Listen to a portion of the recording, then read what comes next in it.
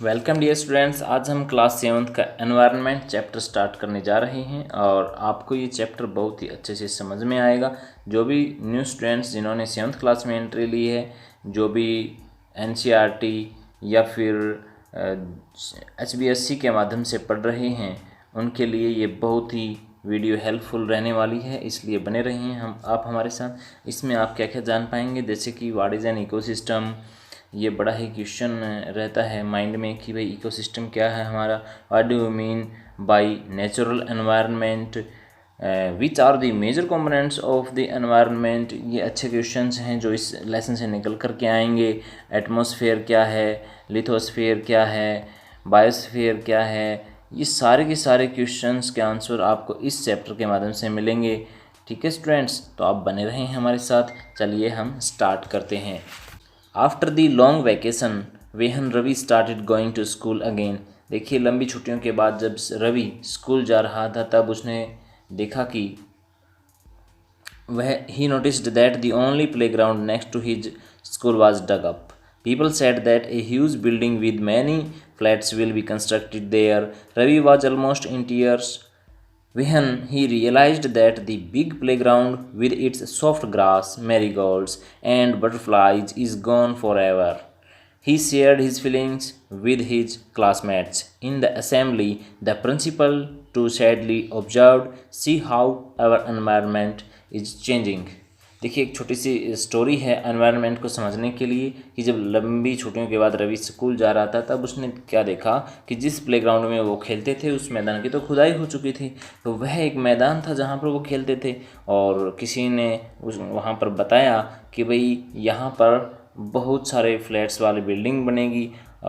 उसको जब समझ में आया कि यहाँ पर जो घास और मैरीगोल्ड्स यानी गेंदे के फूल थे, जो बटरफ्लाई तितलियों वाला विशाल मैदान जो था वो अब नष्ट हो चुका था और उसकी आंखों से आंसू छलकने लगे। जब उसने अपने क्लासमेट्स को ये बताया तो उनके प्रधानाचार्य ने भी बड़ी ही उदासी से कहा कि students, see how ever environment is changing. देखिए, हमारा जो एनवायरनमेंट है वो किस हिसाब से बदल रहा है। In the class, Ravi asked his teacher, "What is environment?" "Whatever you see in your surroundings," said the teacher. कक्षा में पहुंचकर रवि ने अपने शिक्षक से पूछा, "What is environment?" कि पर्यावरण क्या है। तो "Whatever you see in your surroundings," said the teacher. तो टीचर ने बताया कि जो भी आप अपने चारों तरफ देखते हैं वही तो पर्यावरण है।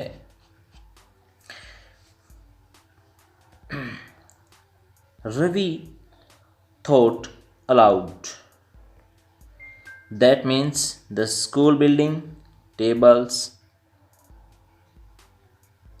chairs in the classroom, even that open field, the road, the garbage, my friends, all are parts of our environment.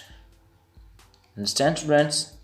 तो रवि कहता है कि इसका अर्थ है कि जो स्कूल बिल्डिंग्स हैं, टेबल हैं, चेयर हैं, यहाँ तक कि जो हमारा खुला मैदान है, रोड है, गार्बेज है यानी कूड़ा करकट है, ये सभी मेरे दोस्त, ये सभी हमारे पर्यावरण के ही अंग हैं। Yes, shared the teacher, but wait. Some objects are created by nature. For example, mountains, rivers, trees, animals.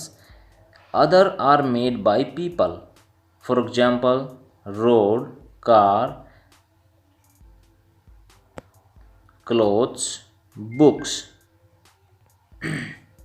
बिल्कुल, बहुत अच्छी बात टीचर ने बताई कि बच्चों ऐसा है कि ठीक है, जो हमारे चारों ओर है वो सारे का सारा एनवायरनमेंट ही है, लेकिन ज़रा रुको, कुछ वस्तुओं का निर्माण नेचर ने किया है यानी प्रकृति ने किया है, जैसे कि माउंटेन्स, रिवर्स, ट्रीज, और कुछ जो ऐसे निर्माण कार्य हैं जो मानव ने किए हैं अपने लिए, वो हैं सड़क, कार, कपड़े, किताब, etc. Now work in pairs. Make a list with your classmates sitting next to you of the creation of nature and by human beings. अब दो दो छात्र मिलकर के कार्य सूची बनाएंगे और निकट बैठे सहपाठी के साथ मिलकर प्रकृति एवं मानव द्वारा निर्मित वस्तुओं की सूची बनाएंगे। Environment is our basic life support system. जो पर्यावरण है हमारे जीवन का मूल आधार है। इट प्रोवाइड्स, यह हमें क्या प्रोवाइड करवाता है? Air we breathe, the water we drink, the food we eat and the land where we live. देखिए बच्चों, ध्यान देने वाली बात है कि पर्यावरण हमें क्या क्या उपलब्ध करवाता है। यह हमें सांस लेने के लिए हवा, पीने के लिए जल और खाने के लिए भोजन एवं रहने के लिए भूमि प्रदान करता है। How do human beings modify this natural environment? The car fumes pollute the air, water is collected in a pot, food is served in vessels and land is used to build factories। यह कहता है कि मानव इस प्राकृतिक पर्यावरण में कैसे परिवर्तन करता है, वो इस चीज़ से आप समझ सकते हैं। कार का जो धुआं है वायु को प्रदूषित करता है, पानी को पात्र में एकत्रित किया जाता है, भोजन को वेजल्स यानी बर्तनों में परोसा जाता है और भूमि पर कारखानों का निर्माण होता है। Human beings make cars, mills, factories and manufacture container. This is how human beings modify natural environment. Manav car, mill, factories यानी कारखाने और बर्तनों का निर्माण करता है। इस प्रकार से मानव प्राकृतिक पर्यावरण में परिवर्तन करता है। Increasing day by day we are breathing, modifying and at time even destroying our natural surroundings, the teacher replied. तो टीचर जो बताते हैं कि हम डे बाय डे, दिन ब दिन हम अपने जो एनवायरनमेंट है उसको डिस्ट्रॉय कर रहे हैं।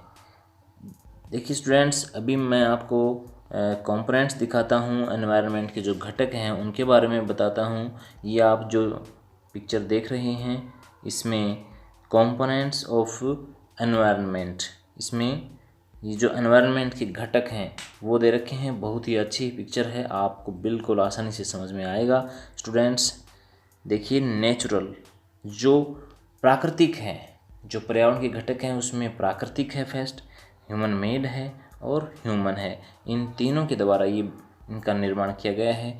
तो देखते हैं कि किसका क्या प्रभाव है। जो नेचुरल है उसमें क्या क्या आता है, उसमें water, air, land, living things, biosphere यानी कि जैवमंडल, ये सारी चीज़ें हमें किसके द्वारा मिली हैं? नेचर के द्वारा, प्रकृति के द्वारा। और जो ह्यूमन मेड है उसके बारे में बात कर लेते हैं। ये इसमें मानव द्वारा निर्मित, ठीक है स्टूडेंट्स, बिल्डिंग है, पार्क हैं, ब्रिज है, रोड है, मोन्यूमेंट्स हैं, इंडस्ट्रीज है, ये सारे जितने भी इमारत, पार्क, पुल, सड़क, स्मारक, उद्योग, ये जितने भी हैं ये सारे के सारे ह्यूमन मेड एनवायरनमेंट है। और जो ह्यूमन है, जो मानव है, उसने क्या क्या रचना की है ये जान लेते हैं। वो मानव ने अपनी सुविधा के लिए निर्मित किया था। और ये जो है इसमें देखेंगे स्टूडेंट्स, मानव ने खुद के लिए भी कुछ बंधन तैयार किए हैं। जैसे कि एक व्यक्ति है, उसमें उसके फैमिली है, कम्युनिटी यानी समुदाय है, रिलीजन यानी कि उसके खुद का धर्म है, एजुकेशनल यानी कि शैक्षिक हैं, इकोनॉमिक आर्थिक और पॉलिटिकल सिचुएशन राजनीतिक स्थिति उसने खुद के लिए तैयार की है।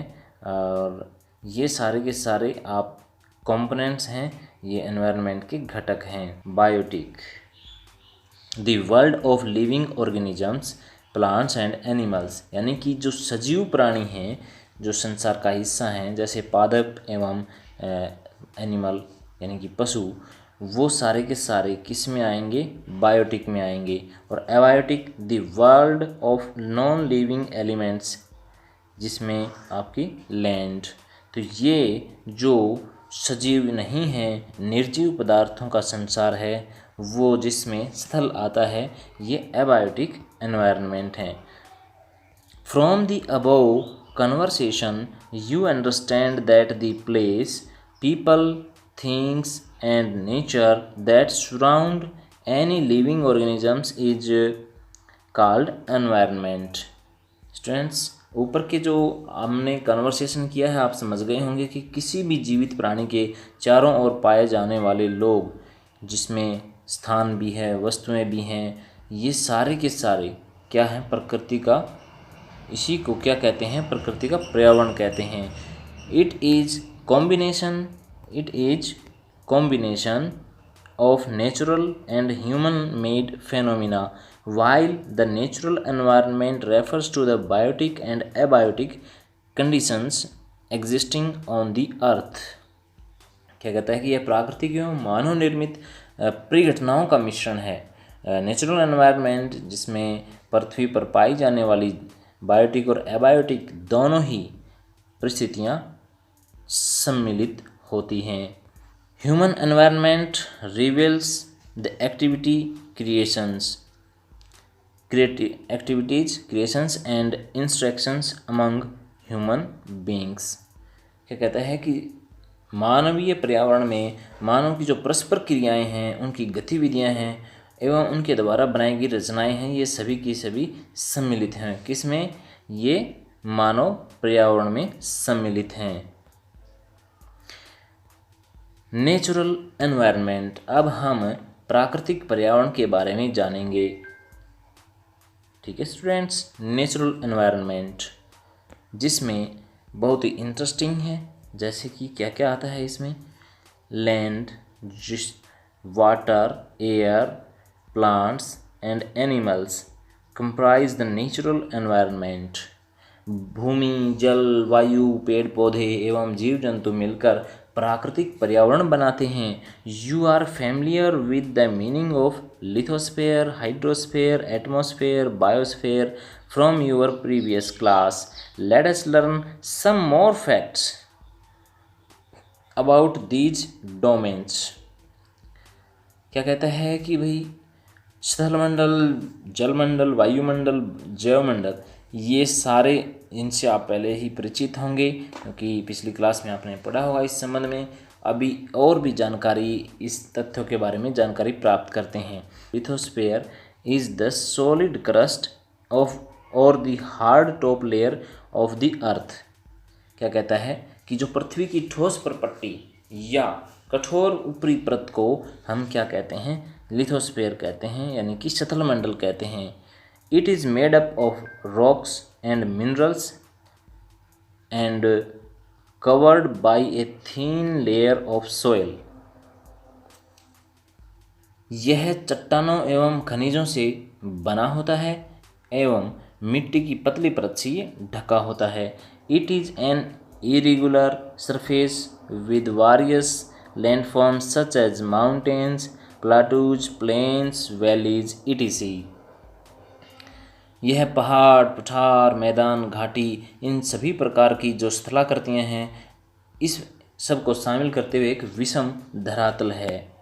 कैसा है भाई? विषम धरातल है। Landforms are found over the continents and also on the ocean floors. Students, आपने कॉन्टिनेंट्स और ओशियंस के बारे में प्रीवियस क्लास में पढ़ा होगा। उन्हीं के बारे में बताता है कि वे सभी स्थलाकृतियाँ जो महाद्वीपों के अलावा महासागर की सतह पर पाई जाती हैं, ये सारे के सारे लैंड्स लिथोस्फीयर का हिस्सा हैं। Lithosphere is the domain that provides us forests, grasslands for grazing, land for agriculture and human settlement। It is also a source of mineral wealth। स्थलमंडल यानी कि लिथोस्फेयर इज द डोमेन, वह क्षेत्र है that जो provide करवाता है क्या क्या भाई? Forests, grasslands for grazing, land for agriculture and human settlements. It is also a source of mineral wealth.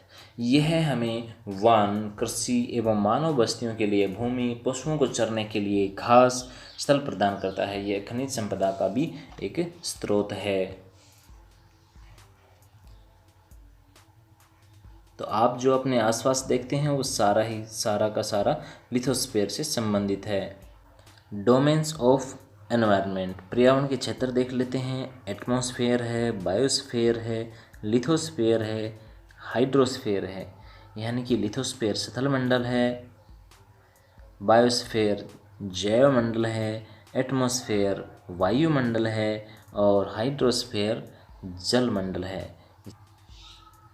The domain of water is referred to as hydrosphere. It comprises various sources of water, different types of water bodies like river, lake, seas, oceans, etc. It is essential for all living organisms. क्या कहता है students कि जल के क्षेत्र को क्या कहते हैं? जल के क्षेत्र को हाइड्रोस्फीयर कहते हैं। मुझे टिक करने के लिए थोड़ा सा वेट करना पड़ता है, कभी आगे कभी पीछे न हो जाए, इसलिए आप देखते रहें। बहुत ही अच्छा इंटरेस्टिंग चैप्टर है स्टूडेंट्स। हाइड्रोस्फीयर यानी कि जलमंडल है। It comprises various sources of water and different types of water bodies. इसमें वाटर बॉडीज़ में क्या क्या चीज़ें आती हैं? Rivers, lakes, seas, ocean, etc. It is essential for all living organisms. ये सभी प्राणियों की आवश्यकता है, ये सभी प्राणियों के लिए बहुत ज़रूरी है स्टूडेंट्स। द एटमॉस्फेयर, अब हम बात करते हैं एटमॉस्फेयर की। The atmosphere is the thin layer of air that surrounds the earth. The gravitational forces of the earth hold the atmosphere around it. क्या कहता है कि पृथ्वी के चारों ओर फैली वायु की पतली परत को क्या कहते हैं? एटमॉस्फेयर कहते हैं। क्या कहते हैं स्टूडेंट्स? एटमॉस्फेयर कहते हैं। और जो ग्रेविटेशनल फोर्स है यानी कि गुरुत्वाकर्षण बल है हमारे चारों ओर वायुमंडल को होल्ड किए हुए है यानी कि थामे हुए है। इट प्रोटेक्ट अस, यह हमारी सुरक्षा करता है। From the harmful rays and scorching heat of the sun, जो सूर्य से आने वाली झुलसाने वाली गर्मी एवं हानिकारक किरणें हैं उनसे यह हमारी रक्षा करता है। It consists of A number of gases, dust and water vapour. The change in the atmosphere produce change in the weather and climate. It means इसमें कई प्रकार के गैस, धूलकण और जलवाष्प उपस्थित होते हैं। वायुमंडल में परिवर्तन होने से जो वेदर है हमारा है, क्लाइमेट है, इसमें भी चेंज आता है, इसमें भी परिवर्तन आता है वेदर और एंड क्लाइमेट में। Plant and animal kingdom together make biosphere of living world. पादप एवं जीव जंतु मिलकर जैवमंडल या सजीव संसार का निर्माण करते हैं। It is narrow zone of the अर्थ, ये बहुत ही संकीर्ण क्षेत्र में उपस्थित है जहाँ पर क्या है students? Land, water, air interact with each other to support life, जो जीवन को सपोर्ट करते हैं, जहाँ पर स्थल भी है, जल भी है, वायु भी है, ये तीनों के तीनों मिलकर के। Students let us now what is an ecosystem, ये जान लेते हैं अभी। Ecosystem, it is a system formed by the interaction of all living organisms each other and with the physical and chemical factors of the environment in which they live, all linked by transfer of energy and materials। यानी कि ecosystem परितंत्र, वह तंत्र जिसमें समस्त जीव आपस में एक दूसरे के साथ इंटरेक्ट ईच अदर, एक दूसरे के साथ पर्यावरण के उन फिजिकल यानी कि भौतिक, केमिकल यानी कि रासायनिक कारकों के साथ परस्पर क्रिया करते हैं जिसमें वे निवास करते हैं। ये सब ऊर्जा और पदार्थ के स्थानांतरण द्वारा ही संभव है, एनर्जी एंड मटेरियल के द्वारा ही संभव है। Understand students? What is ecosystem? पारितंत्र क्या है? ये कुछ एग्जाम्पल्स हैं जो आपको समझने में हेल्प करेंगे। एट एन एनसीसी कैंप, एक एनसीसी कैंप होता है जहाँ पर Ravi class was attending, Jassi explained what a heavy downpour, it reminds me of my home in Kerala, कि अत्यधिक वर्षा क्या होती है आप केरला में आकर के देखिए। You should come and see how it pure and pores, and pours over the lush green field and coconut plantations। क्या कहता है कि आपको आश्चर्य होगा कि कितनी मूसलाधार वर्षा होती है हमारे यहाँ केरल में। मुझे याद आया, आप वहाँ आकर के देखें कैसे हरे भरे खेतों में नारियल के बागानों में लगातार बारिश होती रहती है। हीरा फ्रॉम जैसलमेर एक्सप्लेन्ड। जो हीरा है वो कहाँ से बिलोंग करता है? जैसलमेर से। We get no range, we see only कीकर एंड सैंड, यानी कि कीकर और रेती हम देखते हैं। As far as the eyes can see, but you also find camels, शेड रवि। हीरा ने बताया कि अगर आप राजस्थान में आते हैं तो सिर्फ आप कीकर और रेती देखेंगे, और इसके अलावा आपको वहाँ पर ऊँट भी देखने को मिलेंगे। ये इकोसिस्टम है। And after this Hira says, not just camels. If you visit our desert, you will see snakes, lizards, and many insects too. अगर आप वहाँ पर अगर रेगिस्तान में घूमने निकलेंगे तो ऊँट तो मिलेंगे ही, वहाँ पर आपको स्नैक्स, सांप, लिजार्ड्स, छिपकली एंड मैनी इंसेक्ट टू, अनेक कीट भी वहाँ पर आपको देखने को मिलेंगे। Ravi wondered, why do animals and the vegetation and the way people live vary from place to place? Are they all related to each other? Ravi हैरत में पड़ गया कि विभिन्न स्थानों पर पाने वाले इतने जीव जंतु, वनस्पति, लोगों के रहन सहन के तरीके इतने भिन्न क्यों हैं। यानी कि एक तो केरला की साइड का और एक राजस्थान की साइड के उसने ये महसूस किया। क्या सभी एक दूसरे से संबंधित हैं? Oh yes, very much so, the teacher replied. बिल्कुल, बहुत संबंध है। तो ऐसी बात किसने कही? टीचर ने कही। उसका कुछ ना कुछ तो रीज़न होगा ना students. All plants, animals and human being depend on their immediate surrounding. Often they are also interdependent on each other. तो टीचर ने क्या बताया कि जितने भी पेड़ पौधे हैं, जीव जंतु हैं, मानव हैं आपके आसपास के पर्यावरण में, ये आश्रित होते हैं, डिपेंड होते हैं। प्रायः वे एक दूसरे पर भी आश्रित होते हैं। देखिए, हम अपने पर्यावरण पे तो आश्रित हैं, लेकिन हम खुद मानव से मानव यानी कि एक दूसरे के ऊपर भी आश्रित हैं। तो this relation between the living organisms as well as the relation between the organisms and their surroundings from an ecosystem. क्या बताया?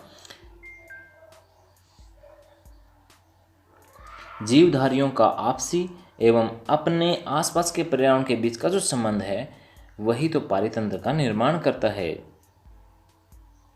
There could be an ecosystem of large rain forest, grassland, desert, mountains, lake, river, ocean and even a small pond. अधिक वर्षा वाले one, घास स्थल, रेगिस्तान, पर्वत, झील, नदी, महासागर, छोटे से ताल का भी एक पारितंत्र हो सकता है। डू यू थिंक, क्या आपको लगता है, the park in which Ravi and his friends played formed an ecosystem.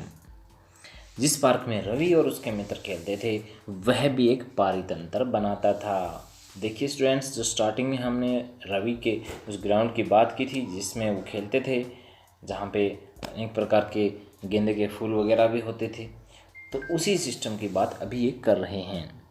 Human environment.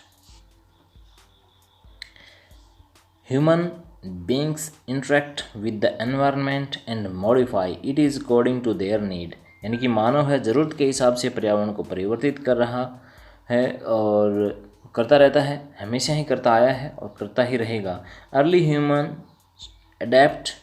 adapted themselves to the natural surroundings। they led a simple life and fulfilled their requirements from the nature around them। with time needs grew and become more varied। humans learned new ways to use and change environment। जो मानव है नए नए उपयोग करता रहता है प्रारंभिक मानव ने स्वयं को प्रकृति के अनुरूप बना लिया था, लेकिन उनका जो जीवन है सरल था और आसपास की जो नेचर थी, वो प्रकृति जो थी वो उनकी आवश्यकताएं पूरी कर देती थी। लेकिन समय के अनुसार जैसे जैसे टाइम स्पेंड होता गया, बीतता गया, कई प्रकार की नीड्स हैं जो इंसान की वो बढ़ी और मानव ने पर्यावरण के उपयोग और उसमें परिवर्तन करने के कई तरीके भी सीख लिए। कौन कौन से तरीके सीखे? They learn to grow crops, domesticate animals and lead a settled life. The wheel was invented, surplus food was produced, better system emerged, trade started and commerce developed.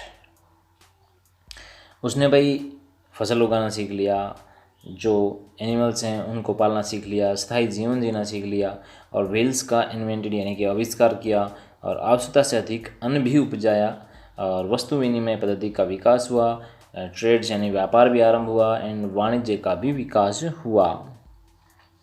इसके साथ साथ स्टूडेंट्स देखेंगे कि transportation become faster, information revolution made communication easier and speedy across the world.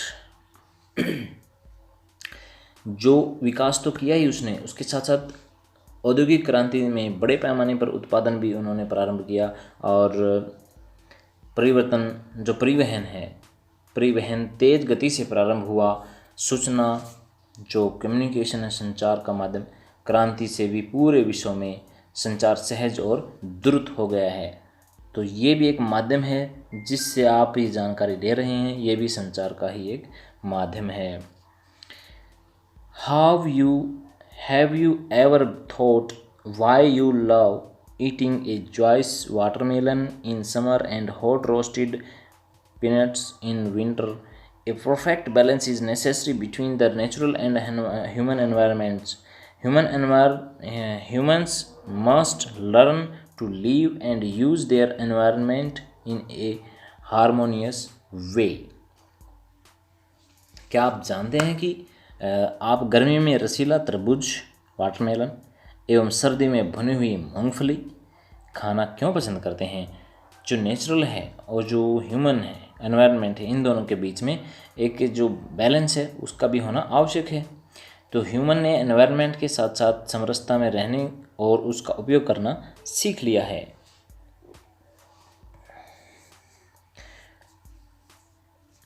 Noori, a girl from Mizoram, from Ravi's class, often talks about the lush green surroundings of her place. Seeing Ravi upset at having lost his playground, Nuri invited him to visit her home state during the coming vacation. जो नूरी है, जो रवि की कक्षा में ही पढ़ती है, कहाँ से बिलोंग करती है? मिजोरम से, और वह अक्सर अपने स्थान की हरियाली की बात करती रहती है। जो प्लेग्राउंड से उनका नेस्ट हो गया था, उसके कारण से रवि की जो उदासी थी उसको देख करके नूरी ने कहा कि नेक्स्ट वेकेशन में आप मिजोरम में जरूर आएँ, ऐसा नूरी ने कहा। Ravi's teacher asked the students to draw the landscape, houses, activities of the people and place they visit during the holidays.